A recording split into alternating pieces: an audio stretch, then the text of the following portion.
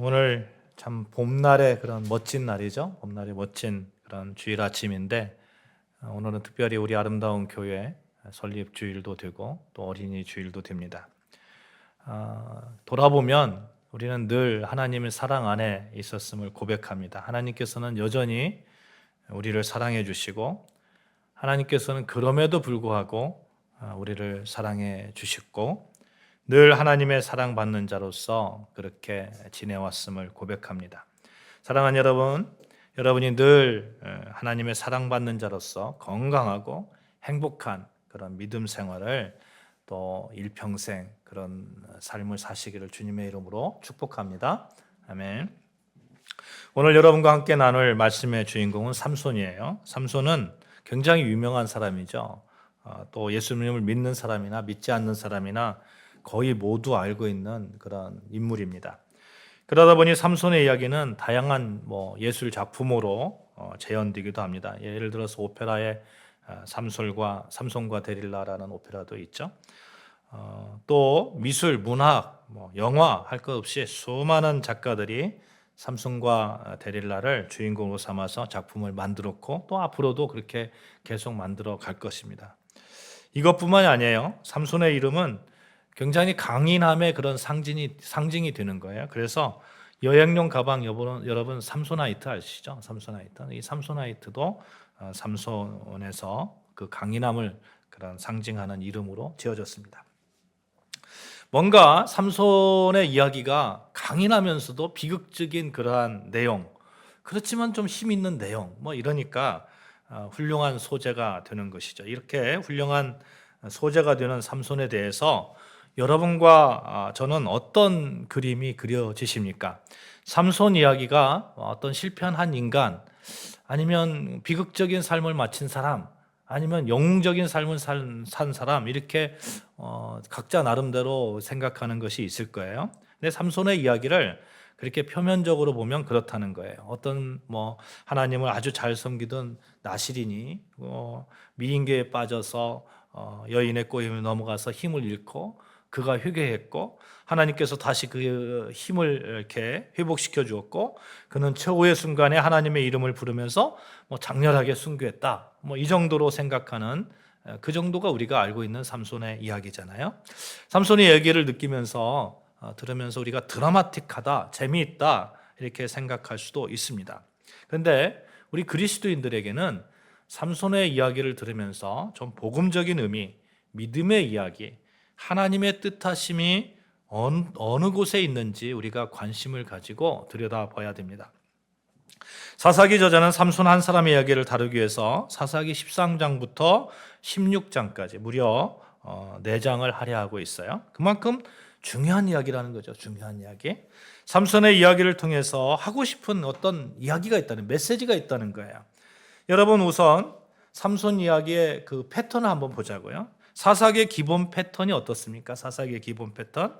이스라엘이 범죄하고 또 하나님의 징계가 있었고 또 그러면 이스라엘이 하나님께 우리를 구원해 주소서 이렇게 애원하잖아요. 회개하고 그리고 하나님의 구원이라는 이 큰 흐름이 계속해서 사사기를 통해서 이렇게 반복됩니다. 그런데 삼손 때에 와서는 달라지는 거예요. 그런 것이 안 보입니다. 하나가 안 보여요.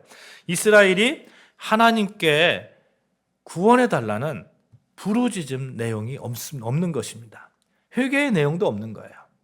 이스라엘이 악을 행했고 그 악에 대해서 하나님께서는 블레셋을 통해서 징계하셨습니다. 이스라엘이 블레셋을 섬기는 처지가 되었어요. 이렇게 되면 이전의 패턴으로 보면 우리가 예상해야 되는 것이 뭐냐면 이스라엘이 통일 기도를 하면서 하나님께 회개했겠다 이렇게 예상이 됩니다만 그런데 그런 내용이 빠져 있는 거예요.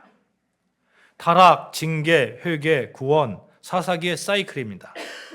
근데 회개가 빠졌다는 거예요. 이 말씀이 무슨 말입니까? 이제는 죄가 죄인 줄도 모른다는 거예요. 여러분, 우리도 그런 경험이 많지 않습니까? 도둑질을 많이 하고 죄를 많이 짓고 그럼에도 불구하고 용서하고 하면 어느 순간 자기의 죄가 죄인 줄도 모릅니다. 용서받는다는 거예요. 어차피 국민들이 이런 얘기해서 어쩔지는 모르겠습니다만 이게 선거할 때하고 선거 후와 다르잖아요. 선거할 때는 뭐 정말 이렇게 뭐 성실한 그런 삶, 지도자로서 그런 어떤 권력자로서 삶을 살 것처럼 얘기하는데, 선거가 끝나서 당선이 되고 나면 언제 그러냐는 거예요. 그리고 생각을 하는 거죠. 어차피 국민들은 나중에 가면 다 잊어버려. 다 잊어버려. 또 선거철 가서 그때 내가 잘하면 돼. 죄인 줄 알고는 하나님께서 주신 양심의 가책으로 인해서 고민하게 되는데, 죄의 경계가 흐릿해지면 이제는 아무렇지도 않게 죄를 짓습니다. 그리고 또 이야기를 합니다. 무슨 문제 있겠어? 이스라엘 백성들은 이제 고통 중에 있으면서도 그 고통을 놓고 고민할 정도의 수준도 안 되는 거예요. 평소에는 마음대로 살다가 어려운 일이 생겨야만 기도하는 것은 그리 잘한 것이 아니죠. 그리 잘한 거 아닙니다. 그러면 여러분, 어려운 일이 생겼어요.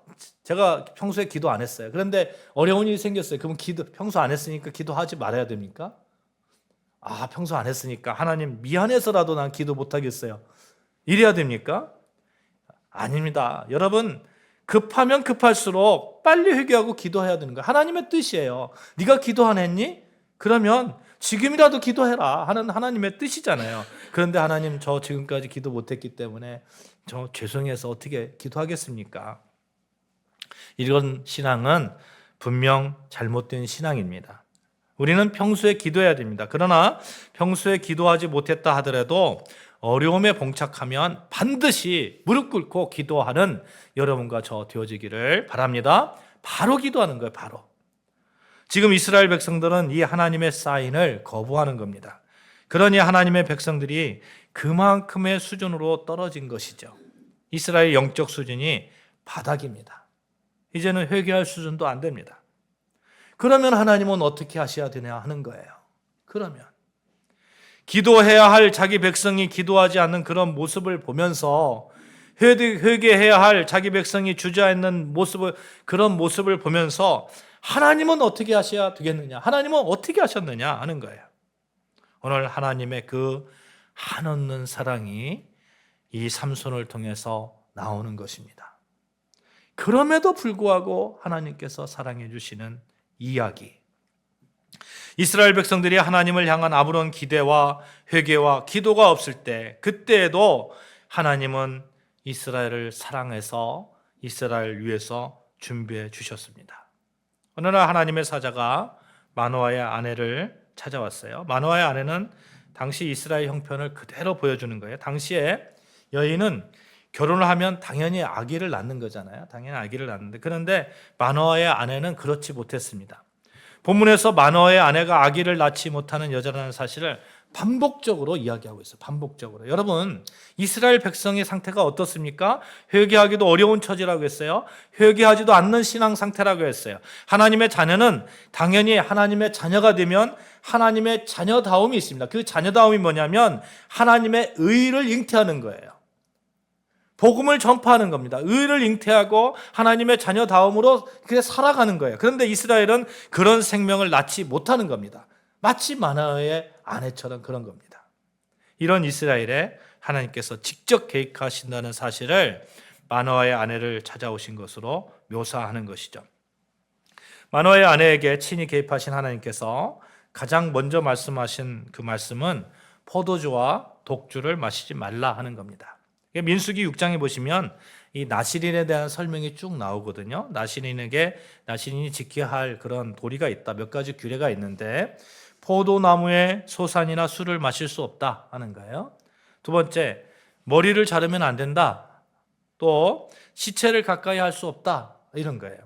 심지어 부모 형제가 죽는 경우에도 그를 가까이 할 수 없었습니다.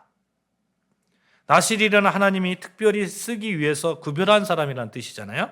그들에게는 그렇게 지켜야 되는 몇 가지 의미가 있는 거예요. 그렇게 하나님께서 명령하신 의미가 있는 거예요. 여러분, 먼저 술이에요. 술은 나실인으로서 삶을 살아갈 때 제사장처럼 마음의 청결과 절제를 유지하면서 맑은 정신으로 하나님께 자신을 구별하여서 드리겠다는 그런 의미로 술을 안 먹는 거예요. 여러분, 한번 술 먹고 제가 주일날 예배 나오는데 술을 막 먹어가지고 많이 취한 상태에서 해롱해롱 하면서 여러분 지금 예배를 집도하고 있다고 예배를 하고 있다고 생각을 해보세요. 그러면 어떻겠습니까? 은혜가 됩니까? 안 됩니까? 안 되죠. 당연히 안 됩니다. 제사장처럼 마음의 청결과 절제를 유지하면서 맑은 정심으로 하나님께 구별하여서 드리겠다 하는 거예요. 더 큰 의미가 있어요. 모든 육적인 유혹을 멀리하겠다는 겁니다. 동시에 자신들의 가장 큰 기쁨은 여호와께 두겠다는 거예요. 사랑하는 여러분, 여러분과 제가 우리 삶 가운데서 가장 큰 기쁨이 여호와 하나님을 가까이 하는 그 기쁨이 되시기를 주님의 이름으로 축복합니다. 그 어떤 세상의 것보다 여호와를 가까이 함이 내게 가장 큰 복이다. 이 고백이 우리에게 있어야 될 줄로 믿습니다. 두 번째로 나실이네요. 머리예요, 머리. 머리는 나실인이 머리털을 기른 것은 생명의 고상한 힘, 곧 하나님의 주권과 승리의 화환을 상징하는 머리털을 기른다는 사실에서 의미가 있는 거예요. 그것은 자신의 삶 속에서 자신의 주인이 세상의 권력이나 부나 혹은 자기 자신이 아니라 모든 주권은 누구에게 있다고요? 여호와 하나님께 있다는 거예요. 하나님이 우리의 주인이 되신다는 거예요. 자신의 주인이 되신다는 것을 인정한다는 겁니다. 그 당시의 관념으로 머리털은 피와 마찬가지로 생명을 상징했습니다. 이 말은 무슨 말이에요? 머리에 삭도를 대지 않는다는 행위는 생명의 주권자이신 하나님께 대한 온전한 복종과 경외를 나타내는 것입니다. 사랑하는 여러분, 여러분과 제가 하나님께 온전한 복종과 온전한 경외를 가지고 믿음 생활하시기를 주님의 이름으로 축복합니다. 그게 우리의 삶이에요. 다음으로 시체를 볼까요? 시체가 왜 사람이 죽습니까? 왜 죽어요? 왜 죽어서 시체가 됩니까? 그 원인이 어디에 있습니까? 로마서 6장 23절 제가 봉독해 드리겠어요. 죄의 싹은 사망이요. 죄의 싹은 사망이요. 죄로 말미암아 죽게 되었다는 거예요. 그러므로 시체는 죄의 결과입니다. 이 죄의 결과가 예수 그리스도 안에서 죄사함을 받았기 때문에 부활의 영광에 여러분과 제가 다시 참여하게 된 거 아닙니까? 그래서 죄의 삭은 사망이요 하나님의 은사는 그리스도 예수 우리 주 안에 있는 영생이니라 말씀하는 거예요. 죄로 인해서 다 죽지만 예수 그리스도를 통해서 우리가 영생을 얻었다 하는 겁니다.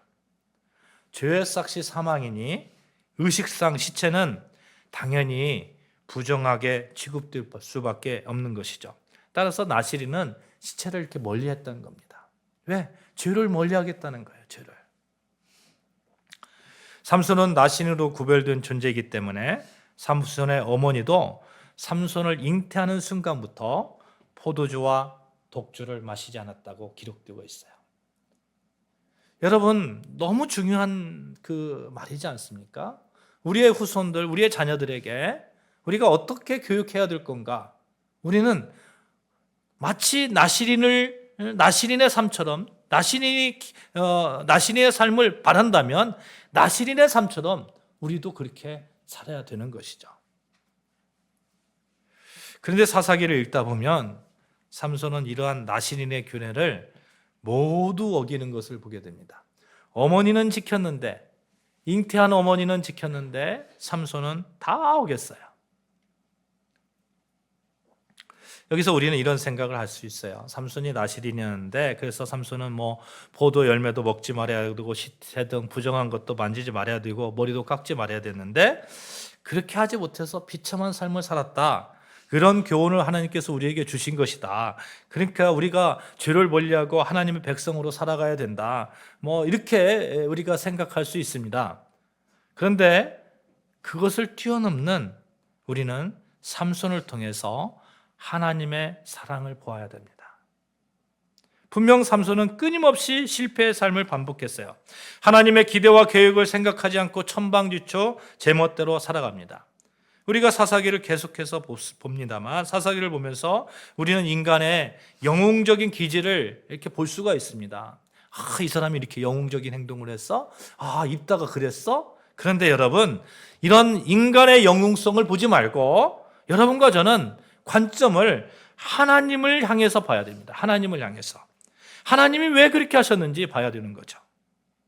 우리의 시선이 하나님을 바라봐야 된다. 이것이 첫 번째 우리의 시선이 되어야 된다는 것입니다. 이 대전제를 가지고 삼손을 본다면 삼손의 실패와 실수에 집중하지 않고 그 배후에서 역사하시는 하나님을 우리가 볼 수 있는 것이죠.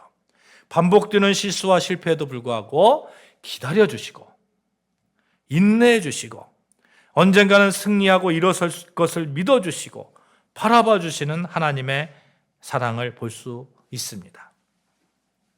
이것을 우리의 사유에 적응해 보면 우리는 하나님의 사랑 안에 있음을, 그래서 평화를 누리고 있음을 믿게 됩니다. 여러분, 우리가 살아가는 하나님의 사랑 안에서 하나님께서 주시는 평화 안에 있기 때문에 지금 이렇게 살고 있음을 믿으시기를 주님을 축복합니다. 하나님의 역사는, 이 세상의 역사는 하나님께서 주관하고 계심을 우리가 믿어야 되는 거예요. 이게 요즘 예를 들어서 이런 거죠. 요즘 여러 가지 어려운 시기를 겪고 있습니다. 정치는 정치대로, 경제는 경제대로, 가치관의 혼란, 사사기에 자기 소견대로 행하였더라 하는 말씀이 요즘 우리 사회에 그대로 적용됩니다. 그렇지 않습니까? 자기 소견대로 행하는 거예요. 내가 옳으면 옳은 거예요. 내가 옳으면 옳은 건데 내가 생각하기에 아니면은 그때부터는 적이 되는 거예요. 이런 시대를 우리가 살고 있어요. 그렇게 만들어 왔어요. 그러나 그럼에도 불구하고 역사의 주관자는 하나님이시기를 믿기에 우리는 역시 하나님 나라에 살고 있는 백성으로서 평화를 누리며 살고 있는 겁니다. 사랑하는 여러분, 어떠한 상황에서도 무슨 일들 가운데서도 역사의 주인이신 하나님을 믿으시면서 그렇게 담대하게, 넉넉하게, 여유롭게 사시기를 주님의 이름으로 축복합니다. 아멘. 보십시오. 2차 대전의 한창인 시대에 히틀러에 반대해서 감옥에 갔고 거기서 순교하신 본회포 목사님 우리가 잘 알고 있잖아요. 우리가 즐겨 찬양하는 그 선한 힘의 고요에 감싸여, 그 가사 작사가 아닙니까? 이분이 처형될 것을 예감하면서 그의 약혼녀에게 쓴 편지 속에 담겨진 내용, 그 선한 힘이 고요에 감싸여 그 놀라운 평화를 누리고 있다. 감옥에 있는데도 내가 그 놀라운 평화를 누리고 있다. 저 촛불 밝히고 타올라서 우리의 어둠 사라질 것이다. 다시 하나가 될 것이다. 당신의 빛으로 이 밤이 물러갈 것이다. 왜? 하나님께서 역사하시니까. 우리는 그런 선한 힘이 우리를 감싸시니까 그 어떤 일에도 희망을 가지고 주 언제나 우리와 함께 계시니까 오늘 하루하루가 늘 새롭다. 이 고백 정말 멋진 고백 아닙니까? 정말 멋진 고백이에요. 우리는 언제나 선한 힘 속에 살고 있음을 믿습니다. 우리는 언제나 희망 가운데 살고 있음을 믿습니다. 우리는 언제나 하나님의 사랑 가운데서 늘 새롭게 태어나는 그러한 믿음 생활하고 있음을 믿습니다. 역사의 주관자이신 하나님, 우리의 주가 되시는 하나님을 온전히 믿는 그 신뢰가 있기에 이런 믿음의 고백이 가능한 것이죠. 사랑하는 여러분, 나라도 마찬가지고 우리 교회도 마찬가지고 우리 개인도 역시 하나님의 역사 속에서 이 선한 일 가운데 지나가고 있습니다. 하나님이 역사의 주관자이시기 때문에 사람을 통해서 또는 한 사람을 통해서 사용하시고 역사를 움직이시잖아요. 그러니까 정말 우리는 어떠한 일들 가운데서 하나님의 역사하심을 기대하면서 사는 거예요.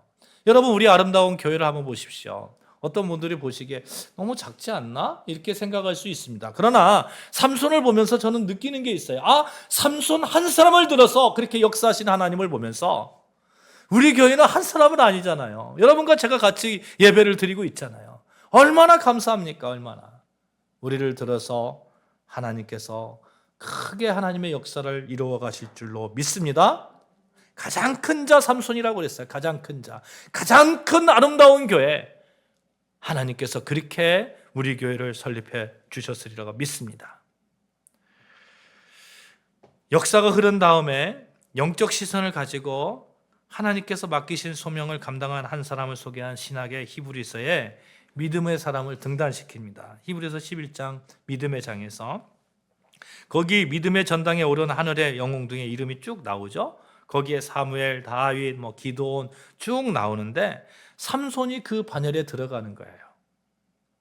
사랑하는 여러분, 우리는 어찌 보면 삼손과 같이 실수투성이고 하나님께서 하지 말라고 하는 것들 다 한 사람들이고, 그럼에도 불구하고 하나님께서 삼손을 들어 우리에게 말씀하십니다. 너는 위대하신 하나님의 은혜를 받으라고. 너는 내 사랑 안에 있다고. 너의 약점을 품어주겠다고. 하나님은 절대로 우리 손을 놓지 않겠다고 하나님께서는 말씀하고 계시죠. 한 사람이 있으면 한 사람을 통해서 역사하시는 그 하나님, 그 하나님이 있기에 우리는 날마다 늘 새롭게 주님의 일을 감당하고 있는 겁니다. 얼마 전에 제가 눈물을 흘린 그런 영상을 하나 봤어요.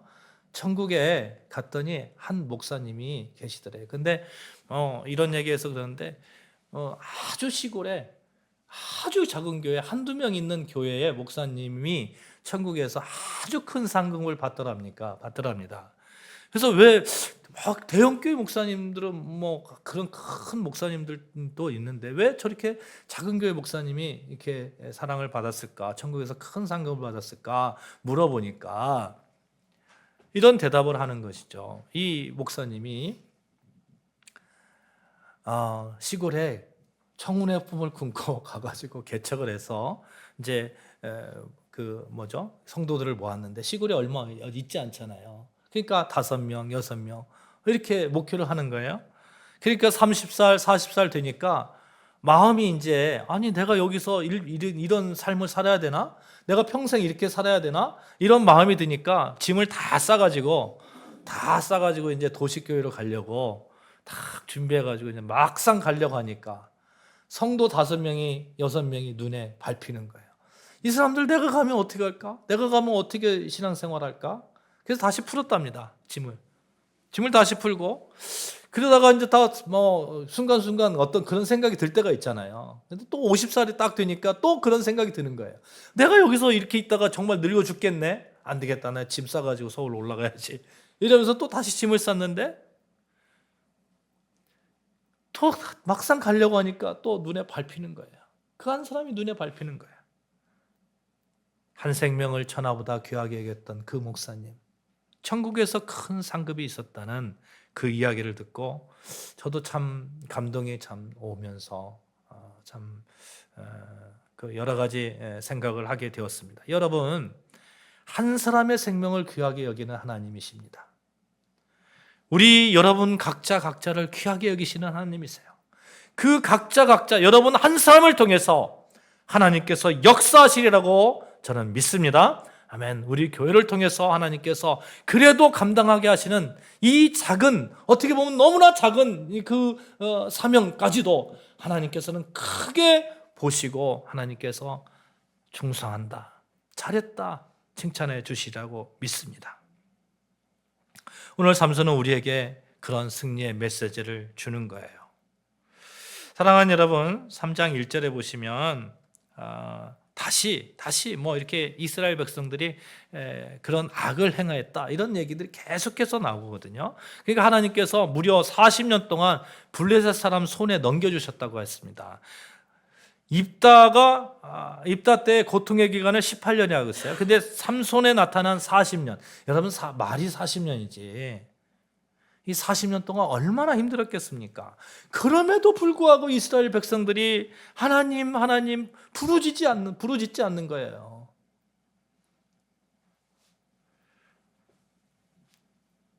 부르짖으면 하나님께서 좀 빨리 열려주실 수도 있었을지 모르겠습니다만 부르짖지 않으니까 무려 40년 동안 블레셋 사람들에 넘겨주셨습니다. 이러다는 안 되겠다 하나님이 생각하신 것이죠. 그래서 이제 삼손을 이렇게 들어서 하나님의 그런 역사를 이루어 가시는 것을 보게 되는데, 여러분 삼손이 다른 사사들처럼 군대를 이끌고 싸운 적이 있습니까? 어때요? 성경에 보시면 삼손이 이스라엘 백성 100명, 200명을 데리고 가서 몇백 명, 몇만 명을 데리고 싸웠더라 이런 얘기 있습니까? 없습니다. 이스라엘 백성들은 이방의 압제 속에서 고통을 당하면서도 아픈 줄도 모르고 부끄러운 줄도 모르고 약속의 땅이 짓밟히고 민족 신앙과 인격이 짓누르려고 그렇게 살아가고 있습니다. 어쩌다 하나님의 백성이 이 꼴이 되었냐고 탄식하는 사람도 없어요. 그런데 하나님께서 이 삼손을 들어서 이스라엘을 회복시키는 그 모습을 보게 되는 것이죠. 여호와의 사자가 잉태를 알려주는 장면이 있어요. 이것을 수태고지라고 합니다. 수태고지 대표적인 사건이 마리아가 성령으로 인해서 예수님을 잉태한 그런 사건이죠. 근데 이 수태고지는 성경에 어떤 의미가 있어요. 임신을 미리 알려주는 사건은 그렇게 흔한 사건이 아니잖아요. 수태고지는 하나님의 백성이 영적으로 최악의 상태에 빠졌을 때 하나님께서 강권적으로 간섭하시는 사건을 이해하시면 될 것 같습니다. 여러분, 이스라엘 백성들이 정말 최악이잖아요. 최악의 상태에 예수 그리스도가 오셨잖아요. 삼손 때도 그런 거예요. 아주 최악의 상태에, 최악의 그런 영적 상태에 하나님께서 삼손을 들어서 삼손을 잉태케 하시고 삼손을 사용하시는 것을 보게 됩니다. 이 하나님의 사랑을, 우리를 향한 사랑이 잘 나타난 장면이 있어요. 15절, 18절 말씀 우리 같이 봉독하겠습니다. 13장 15절부터 18절 말씀입니다. 시작. 마노아가 여호와의 사자에게 말하되 구하옵나니 당신은 우리에게 머물러서 우리가 당신을 위하여 염소 새끼 하나를 준비하게 하소서 하니 여호와의 사자가 마노아에게 이르되 내가 비록 나를 머물게 하나 내가 내 음식을 먹지 아니하리라 번제를 준비하려거든 마땅히 여호와께 드릴지니라 하니 이는 그가 여호와의 사자인 줄을 마노아가 알지 못하였습니다. 마노아가 또 여호와의 사자에게 말하되 당신의 이름이 무엇이니까 당신의 말씀이 이루어질 때에 우리가 당신을 존귀히 여기리라 하니 여호와의 사자가 그에게 이르되 어찌하여 내 이름을 묻느냐 내 이름은 기묘자라 하니라. 아멘. 20절에 보시면 마노아가 염소 새끼와 소제물을 드렸더니 불꽃이 반석 제단에 나와서 제물을 사르고 여호와의 사자가 그 불꽃에 휩싸여 하늘로 올라가는 그런 신비한 이적을 나타나고 있는데, 이 과정에서 삼손의 아버지 마노아가 여호와의 사자에게 당신의 이름이 무엇입니까? 당신의 정체가 무엇입니까? 그러니까 내 이름은 기묘자라 하는 거예요. 기묘자라. 비밀이라는 것이죠. 히브리어 필리라고 말하는데 공동번역에서는 비밀이라고 번역하고 있어요. 우리나라 성경에서는 기묘자다. 우리말 성경에서 이렇게 표현합니다. 기묘라 하는 것이죠. 강력한 하나님의 사랑 아닙니까? 이해할 수 없는 하나님의 사랑이라는 거예요. 이해할 수 없는 하나님의 사랑, 이해하지 못하는 하나님, 그런 하나님께서 우리에게 직접 와서 이 상황을 회복시켜주는 그 하나님의 놀라운 사랑. 여러분, 우리는 기묘자의 사랑, 이해할 수 없는 하나님의 사랑 가운데 있음을 믿으시기를 바랍니다. 아멘. 그러니 우리는 소망이 있는 거예요. 이해할 수 없는 그 기적과 같은 그런 일들이 우리의 삶 가운데 일어날 그런 일들이 있기 때문에 그렇습니다. 소망할 수 있는 거예요. 날마다 새롭다. 삼손의 이야기는 힘센 영웅의 이야기로 약점과 실수로 쓰러지는 한 사사의 이야기도 아닙니다. 그 허물 많고 실패를 반복하는 삼손 곁에서 그의 손을 잡고 동행해 주시고 기다리고 인내하시다가 기어이 성공하도록 도와주시는 하나님, 그 기묘함, 회개조차도 할 수 없는 이스라엘 백성의 그 영적 상태, 그런 상태임에도 불구하고 끝까지 사랑해 주시는 하나님의 그 기묘한 사랑. 13장 한 장을 다 할애해서 삼손의 부모의 이야기를 하고 있어요. 아기를 낳지 못하면서도 하나님께 구할 줄도 모르던 삼손의 부모처럼 당시 이스라엘의 형편도 그랬다는 것입니다. 블레셋의 압제에 시달리면서 하나님께 부르짖을지도 몰랐어요.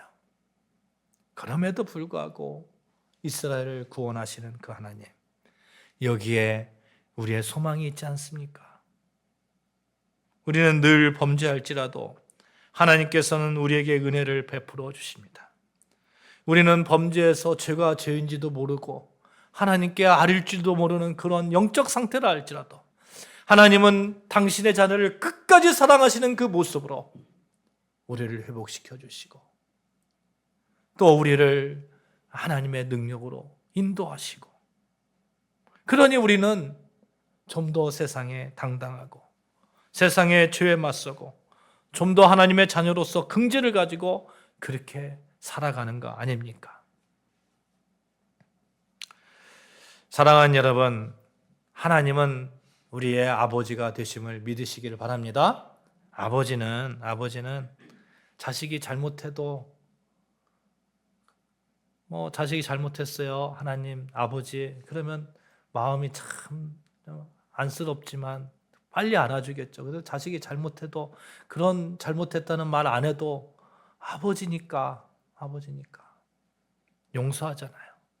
우리 하나님도 그런 아버지의 마음으로 우리를 용서하시고 우리의 힘을 주시는 그 기묘하신 사랑 안에 우리가 늘 있음을 기억하면서 놀라운 그런 하나님의 일을 감당하는 여러분과 저, 또 우리 아름다운 교회 되어지기를 주님의 이름으로 축복합니다. 우리는 기묘하신 하나님의 사랑 안에서 하나님의 사명, 맡겨주신 사명을 넉넉하게 감당하고 있고 또 감당해 나갈 것입니다. 우리 같이 찬양하실까요? 그 선하님의 고요히 감싸요. 같이 찬양합니다.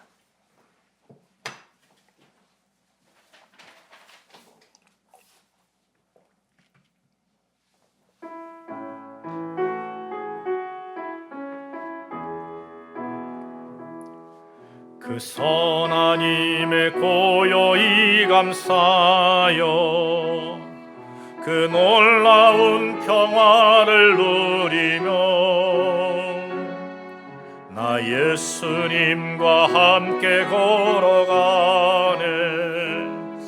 나 예수님과 새날을 여네.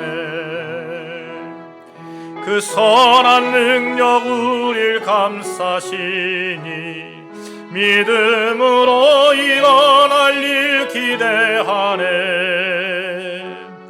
주 언제나 우리와 함께 계셔 하루 또 하루가 늘 새로워. 4절 이 고요함이 깊이 번져갈 때 저 가슴 벅찬 노래 들리네. 다시 하나가 되게 이끄소서.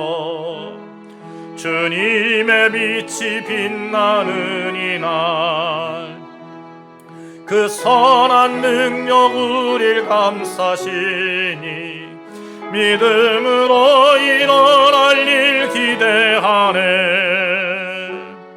주 언제나 우리와 함께 계셔 하루 또 하루가 늘 새로워.